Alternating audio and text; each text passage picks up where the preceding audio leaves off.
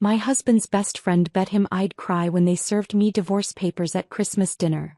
Women are so predictable, he laughed. I signed immediately, then handed them a wrapped present. Their faces dropped when they opened it. Do you think she'll cry when she reads them? His best friend chuckled from the living room. They didn't realize I was in the hallway holding a tray of drinks, feet frozen, breath halted, pulse roaring in my ears. Brandon's voice followed, light and smug. She'll crumble. Women always do. That was 5 days before Christmas. Before we go deeper, thank you for being here. If you believe no woman should ever feel powerless in her own home, hit subscribe. It's free and helps us reach others who need strength, not silence. Now let's keep going. But this story didn't start there, not really. The unraveling began long before they wagered on my tears. It started with laughter. Always laughter. You know I could leave you tomorrow, right? Brandon would joke at dinner parties, eyes twinkling with faux affection as he rubbed my shoulder. Everyone chuckled. So did I. But inside something shriveled, tightening like a knot behind my ribs. People didn't see the weight of those words, not how often they came or how easily. They didn't notice how I stopped wearing my red dress after he scoffed, trying too hard, aren't we? Or how I started checking his tone before I spoke in public, praying my sentence didn't shift into a monologue about my flaws. He never shouted.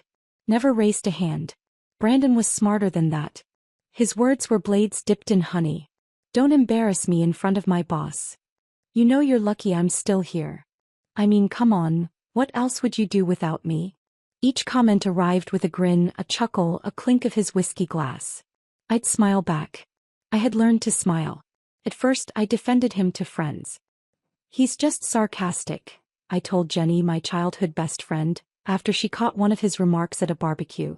He doesn't mean it like that. She didn't look convinced. He doesn't have to mean it.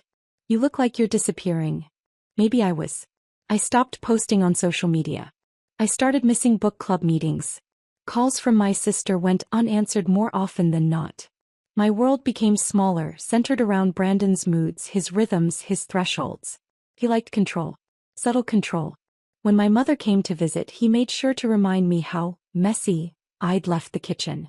Loudly. When I forgot to pick up dry cleaning, he'd mutter under his breath, useless. Just loud enough for me to hear. Just soft enough to deny. Still, I convinced myself this was marriage. Maybe not a fairy tale, but stability. Longevity. At least he didn't cheat. At least he wasn't violent. At least. Then came the gala. We were 2 glasses of champagne into a company fundraiser when he turned to me, eyes glazed with alcohol and contempt. You're just like the rest of them, he muttered under his breath as the seal walked by. Always wanting more. Always clinging. Needy. My mouth went dry. My face stiffened with the familiar flush of shame. I didn't ask what triggered it, I rarely did anymore. When we got home, he slammed the door and went straight for the liquor cabinet. I followed him with measured steps, poured him another drink and handed it to him with a smile I had practiced to perfection. You know, I said gently, maybe we should sign something. Just in case. You always joke about leaving. Why not make it official? He laughed. A deep, careless laugh. You really think I need a prenup to protect my fantasy football winnings? He scribbled his name on a napkin beside him. There. Go get it notarized if you're that scared. Then he passed out on the couch. He forgot about that napkin by morning. But I didn't. I had it notarized within 24 hours. Jenny helped. She didn't ask questions, just looked at me with quiet understanding and handed me a pen. I folded that document and slid it into a fireproof envelope. Stored it in the back of a filing cabinet beneath a folder labeled Tax Receipts 2020. Then I emailed a scanned copy to a private email Jenny had set up for me years ago, just in case. That night I cooked dinner like normal. I asked Brandon about his day. I laughed at his impressions of his coworkers. I cleared the dishes and wiped down the counters while he scrolled on his phone. He didn't notice the way I had started looking at him. Not with fear, not with anger, but with calculation. Over the next few weeks, something shifted in me. Not visibly. Not dramatically. But I started keeping a journal. Not the pretty kind with quotes on the cover, but a plain spiral notebook I tucked beneath my side of the mattress. In it I logged his comments. His moods. The date he came home at 1:15 a.m. reeking of perfume and tequila. I wasn't planning anything yet. Not consciously. But that night at his company's New Year kickoff party, when he told a crowd of new hires, "My wife's hobby is overspending," I didn't cry. I excused myself to the restroom, looked at my reflection and thought, he thinks I'm soft. Breakable. He wasn't wrong. I had been. But I was learning. A few months later, while folding laundry, I found a receipt in his jeans. 2 wine glasses, an expensive hotel room, and strawberries from room service. Dated Valentine's Day. We'd spent it apart. He'd claimed he was out of town for work. I didn't confront him. I scanned it, stored it, locked it. It became a quiet pattern. A private ritual. Evidence, not emotions. At dinner one evening he said, "If we ever split, you'll be crawling back. You can't even fix the Wi-Fi without me." I nodded, poured him another glass of wine and said, "That's true." I no longer believed it. There's a particular kind of silence that grows in households like ours. It's not peaceful. It's tight, like a thread pulled through too many stitches waiting to snap. Every room echoed with conversations we never had.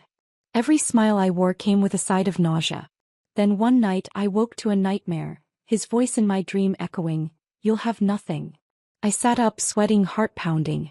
And something in me whispered, "That's not true anymore." I had the document. The timelines. And I had time. That was the night I stopped pretending. From that point on, I wasn't his wife. I was his shadow. Polite. Polished. Watching. Preparing. The joke he thought was harmless, the napkin he thought was a drunken whim. That was my foundation. I didn't know when. I didn't know how. But I knew one day he'd reach for the same old power play. And I'd be ready. I stood in Jenny's office, the fluorescent light buzzing faintly above us, illuminating the sharp edges of a truth I wasn't ready to speak aloud. She stared at the document I handed her, the one Brandon drunkenly signed without reading, without knowing. "Did he do this willingly?" she asked, eyebrows raised. I nodded, silent. Jenny leaned back in her chair, the leather groaning under her, then slid on her glasses and began to read. After a few long minutes, she looked up with something between pity and admiration dancing in her eyes. "It's elegant," she said, tapping the paper gently. "He gave you the knife. You're just deciding when to use it." I sat across from her, my fingers interlaced tightly in my lap. "I don't want revenge. I just want to feel safe." "You will," she said. "But let's reinforce this. Make sure it'll hold if he files first." And we did. She drafted an addendum, adding clarity where there was vagueness, ensuring that if Brandon ever tried to twist the narrative, he'd be trapped by his own arrogance.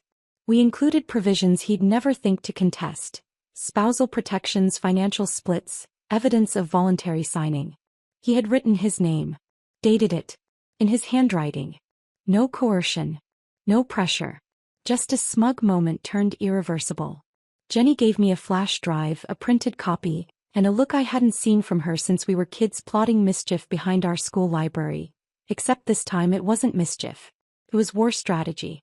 And we were playing the long game. "I'll hold on to a copy too," she said as I stood to leave. "Just in case." That night I returned home to Brandon watching a football game, beer in hand, socks tossed haphazardly on the living room floor.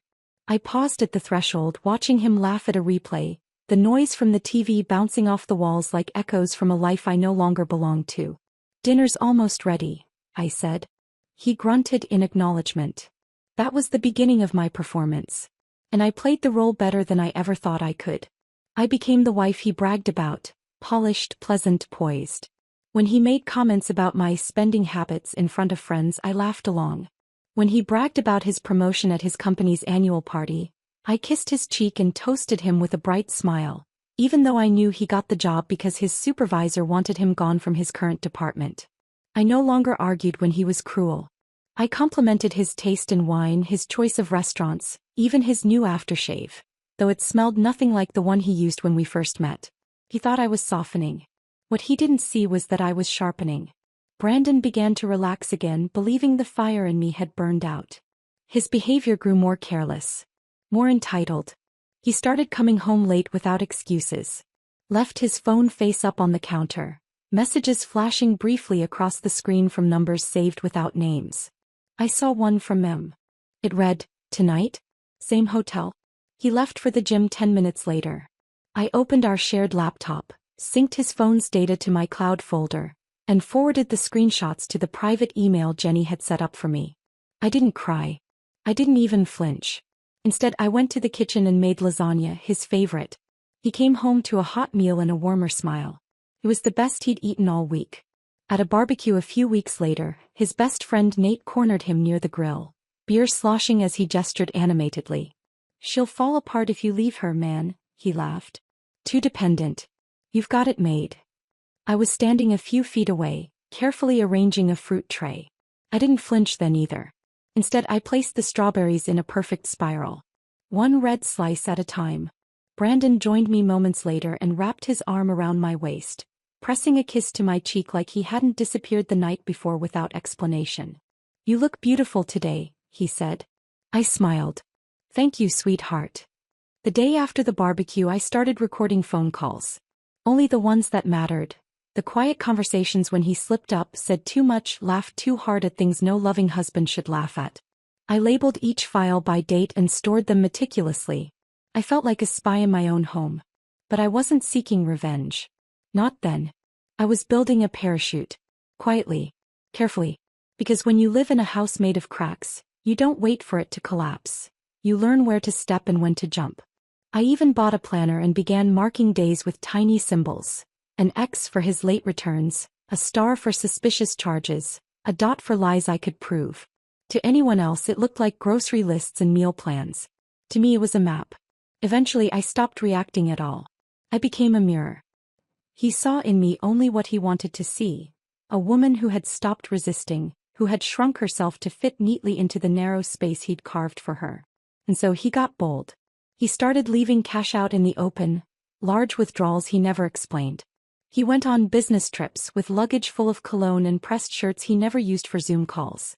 One day I found lipstick on a receipt. The shade was called Temptress Red. I wasn't offended. I made a note. The final confirmation came 2 weeks before Christmas. Brandon had a few drinks and fell asleep on the couch with his phone unlocked. I glanced down as a message thread flickered to life. She doesn't suspect a thing. I'll file on Christmas. Want front row seats? Attached was a laughing emoji and a gif of a woman sobbing into a tissue. My fingers didn't tremble. My stomach didn't turn. I read the message twice, screenshot it and emailed it away.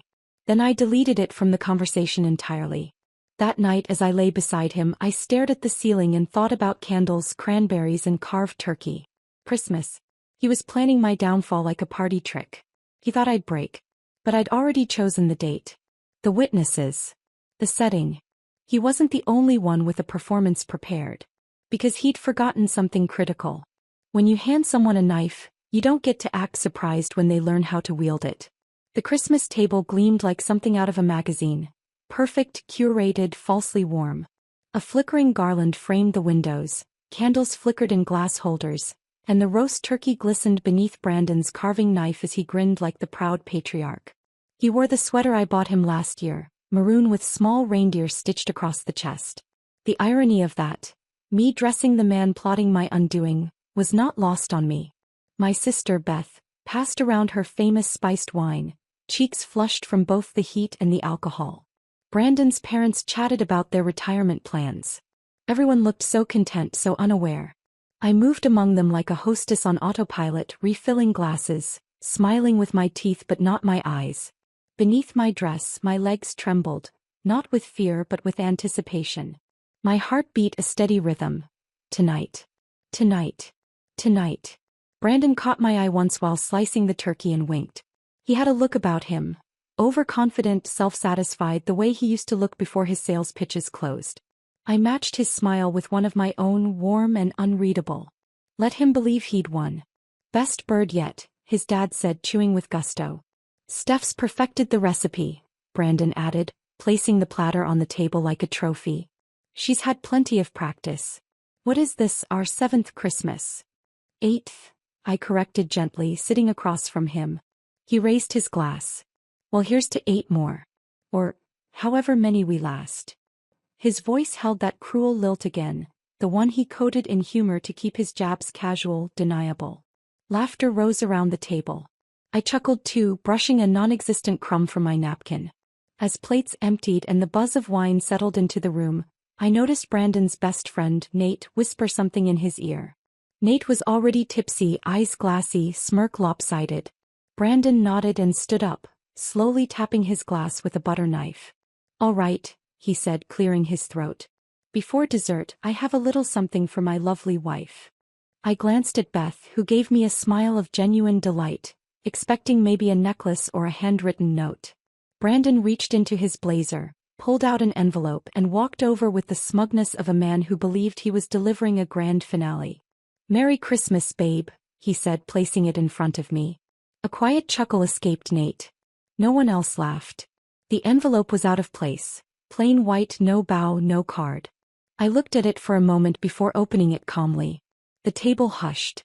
My eyes scanned the first line. Petition for dissolution of marriage.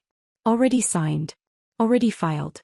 He had even highlighted a section at the bottom like a schoolboy showing off his work. I looked up. His smile was wide. Expectant. So I smiled back. "Thank you," I said softly, almost sweetly. Pause. A flicker of confusion passed across his face. Nate shifted uncomfortably beside him. I reached into my clutch and pulled out a sleek silver pen. Clicked it. Signed the papers in one elegant stroke. Dated it. Capped the pen and handed them back. Done. I could feel Beth stare on me wide-eyed. Brandon blinked, caught off guard. "That's it?" he asked, voice too casual. "That's it," I echoed, sliding the envelope back toward him. Then, without missing a beat, I reached under the table and lifted a gold-wrapped box, placing it right between his plate and his ego. "What's this?" he asked. "Your real gift," I said. He hesitated, then tore at the wrapping, revealing a leather folder. He opened it, and the moment he read the first line, the color drained from his face. His lips moved silently for a moment, reading. Rereading. Dated. Notarized. Ironclad. The prenup he had laughed through. Signed with the same hand now clutching the edge of the table. "What is this?" Nate asked, leaning in. Brandon didn't answer. So I did. "It's the agreement Brandon signed nearly a year ago. It's been updated, reinforced, and filed." "But I filed first," Brandon said, as if that nullified reality. "Which makes it legally binding under your terms," I replied with a calm smile. "Every asset. Every clause. You gave it to me." Nate's mouth parted slightly. "Holy. You okay, man?" Beth's husband asked from across the table. Brandon didn't respond. His eyes were still glued to the document. The same eyes that once scanned spreadsheets and contracts for inconsistencies missed this one glaring clause in his own life. And then I reached into my purse again. "One last thing," I said. I placed a small square envelope on the table, thinner than the first. He stared at it as if it might explode. He opened it slowly, brows furrowed. Inside was a sonogram photo. Brandon looked at it, then at me. "I'm pregnant," I said, my voice even. 8 weeks today." His expression cracked just slightly. His eyes darted around the table. For a fleeting moment he smiled, almost involuntarily. But that smile withered the moment his brain caught up to his ego. Prenup. Pregnancy. Assets. Custody. The room felt like it was tilting. The weight of everything he thought he controlled now pressing down like a slab of stone. "You planned this," he said finally, voice barely above a whisper. I met his eyes, steady and cold. "You bet I'd cry." "You laughed. Called me predictable." "So no, Brandon, I planned nothing. I prepared." The silence was thick, dense with the kind of realization that doesn't crash but creeps. I took a sip of my wine. The sweetness of cinnamon clung to my lips. Brandon's mother pushed her chair back slightly, her face ashen. Beth gently reached for my hand beneath the table, her thumb brushing against mine in quiet solidarity. Nate tried to speak but ended up shaking his head and looking away. Brandon stared at the prenup like he could rewrite it with sheer will. He couldn't. I stood slowly and began clearing the dessert plates that hadn't yet been filled. My hands didn't shake. My breath remained even. "Apple pie or pecan?" I asked the table. No one answered. Brandon sat frozen, flanked by the wreckage of his illusion. And I wasn't broken. I was just getting started. Brandon sat there, shoulders stiff, mouth slightly open, as if the words he'd just said had choked him mid-thought. "You planned this." But I barely heard him anymore. He was staring at the prenup in front of him like it was some ancient curse etched into parchment. Only he'd written every line himself. The room was painfully quiet except for the subtle crackle of the fireplace behind him and the slow clink of a spoon from the kitchen. Even the ornaments on the tree seemed to stop shimmering. Then his eyes dropped to the sonogram photo still lying in his lap. He looked at it like it might vanish if he blinked. The faintest twitch passed through his jaw. "Steph," he started. But I stood straighter. "No." Just one word, calm but firm. He blinked slowly, like he was recalibrating what version of me he was speaking to. His voice cracked slightly. "You don't have to do this." "Oh, but I'm not doing anything," I replied, lifting my wine glass without looking at him. "You already did." To my right, his mother sat hunched forward, lips pressed into a tight line, the pearls around her neck trembling slightly with every shallow breath. His father had removed his glasses and was cleaning them with the edge of his napkin, though they weren't smudged. Beth's husband reached for more wine and thought better of it. Nate, still seated uncomfortably at the end of the table, scratched the back of his neck, the weight of his own smugness now collapsing onto him like a broken roof. My cousin Rachel stared at me from across the table, wide-eyed, her spoon hovering halfway between her mouth and her bowl of untouched sweet potatoes. I scanned their faces slowly, taking in every expression. Disbelief, shame, confusion, awe. It was better than any monologue. Their silence was the standing ovation I never needed to ask for. Brandon leaned back in his chair, running a hand through his hair.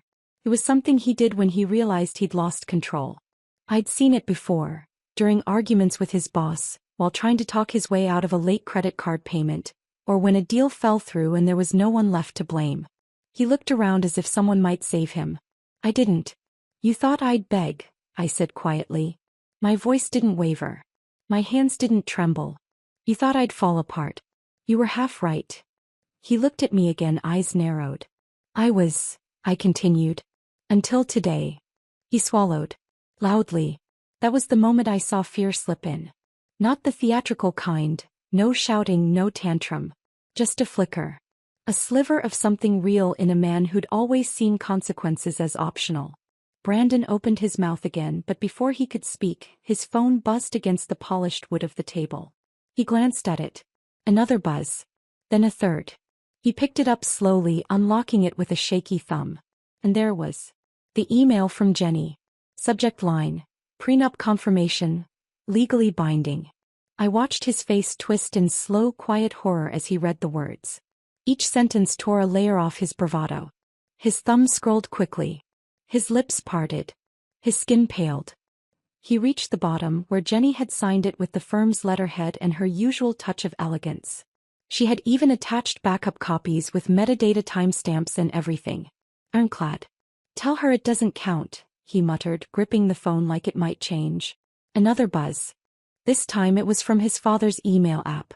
The subject line read, "Forwarded, signed prenup, dated documents, FYI."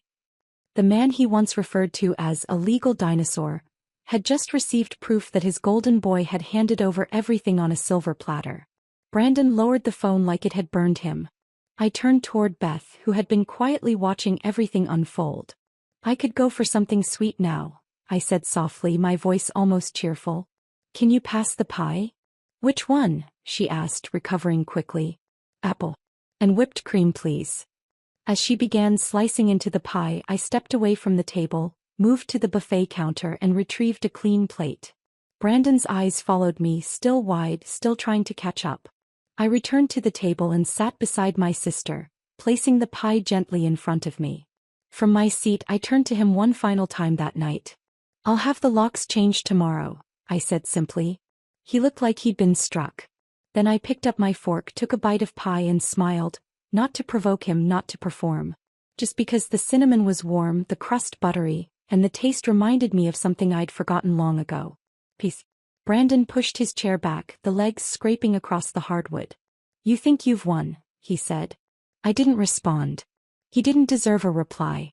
He stormed out of the room, leaving the prenup, the sonogram, and the remains of his pride on the dining table.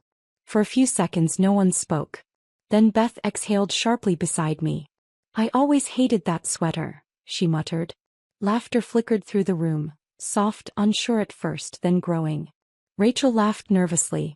Even Brandon's mother chuckled faintly, covering her mouth with a napkin, though she quickly looked away. I took another bite of pie and leaned into Beth. "Merry Christmas," I whispered.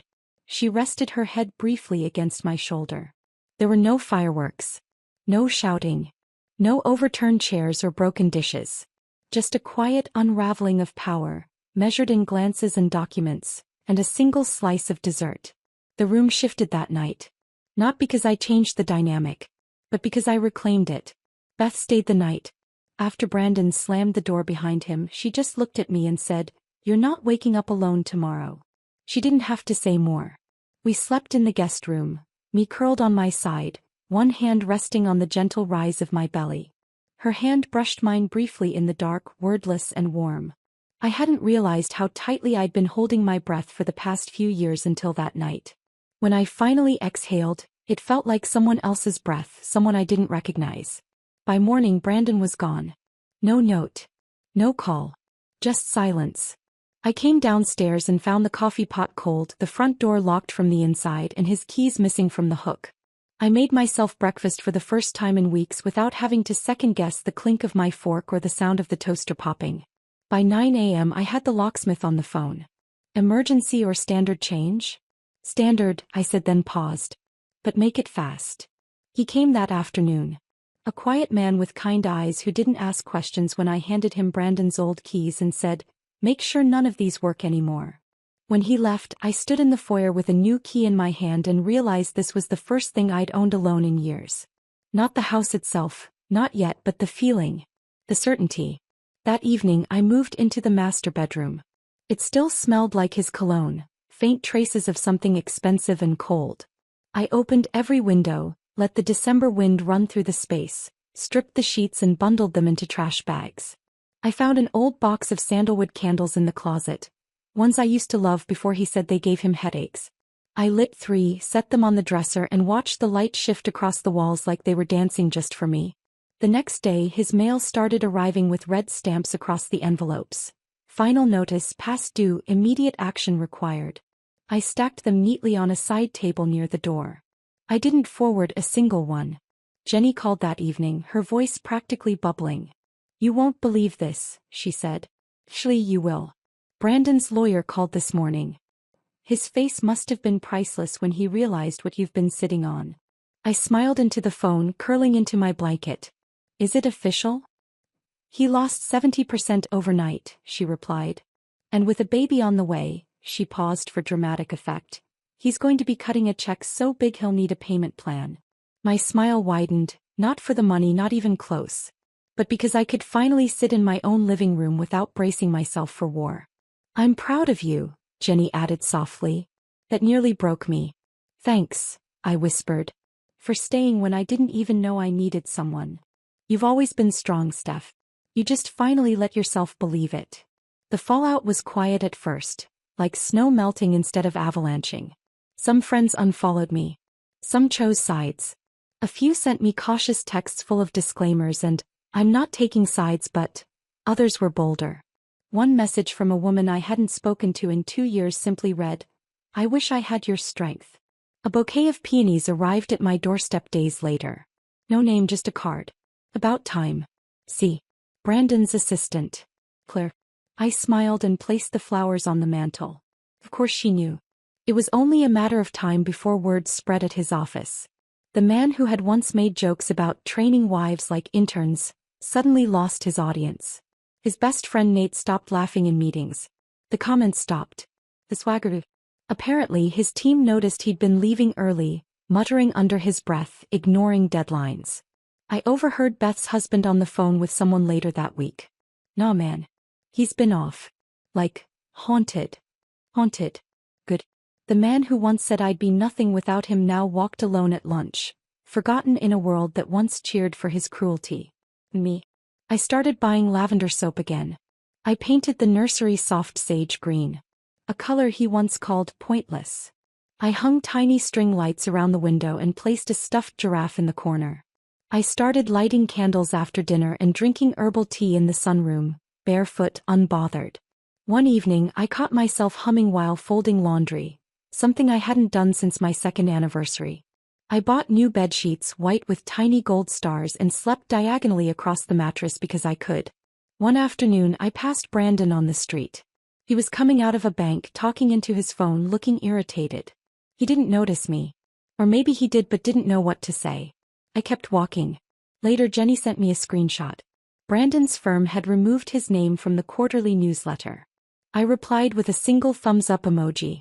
Then I made tea and watched the wind dance through the curtains. It wasn't about revenge anymore. Not really.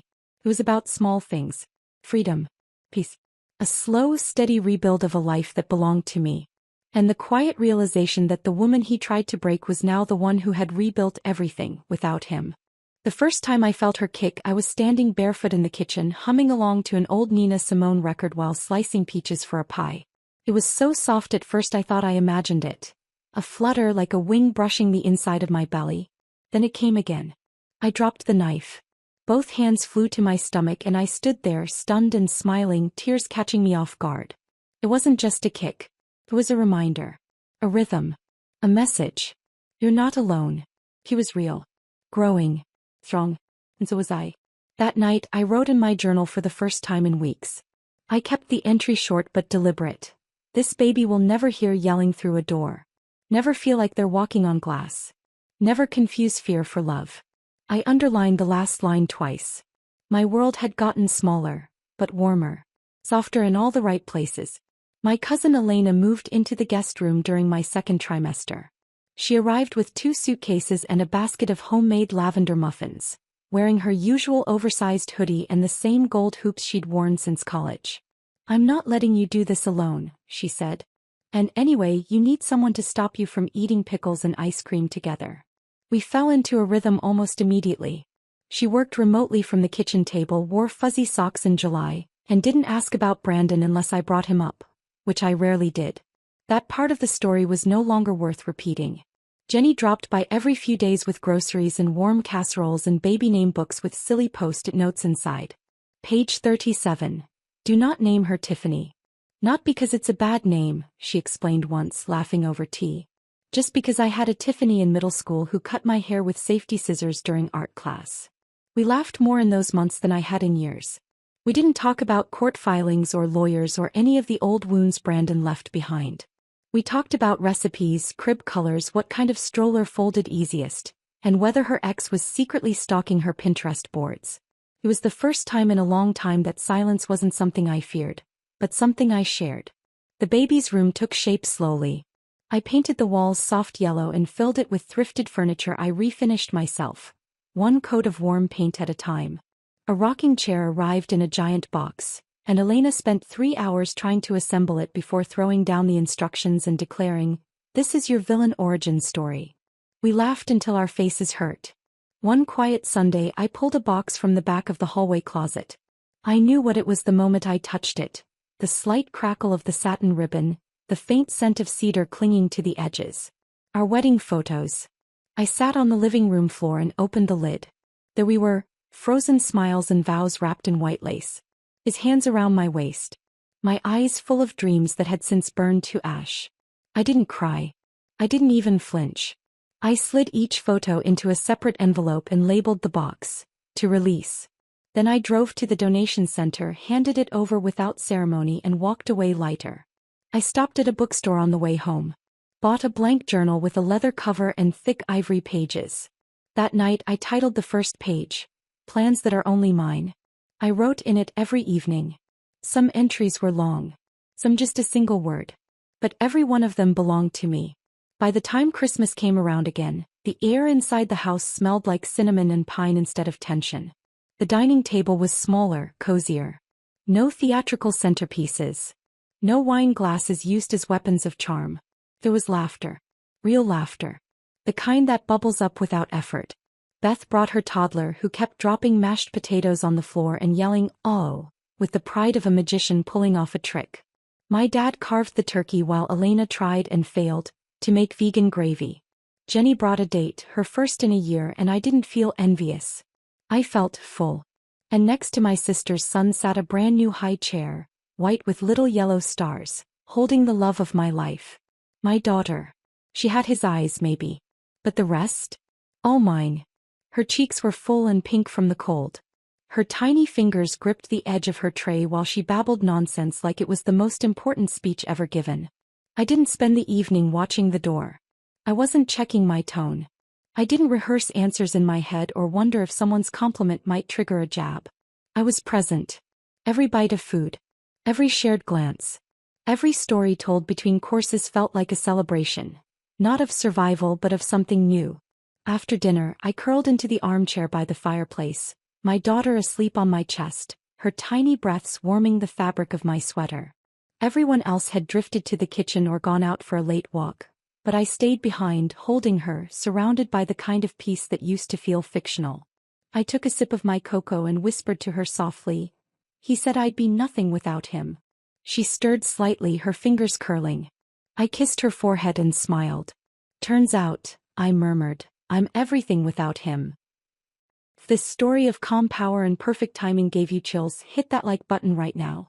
My favorite part was when she slid that gold-wrapped box across the table. What was your favorite moment? Tell me in the comments below. For more stories of strength, smart revenge, and emotional justice, subscribe and tap the notification bell so you never miss a moment.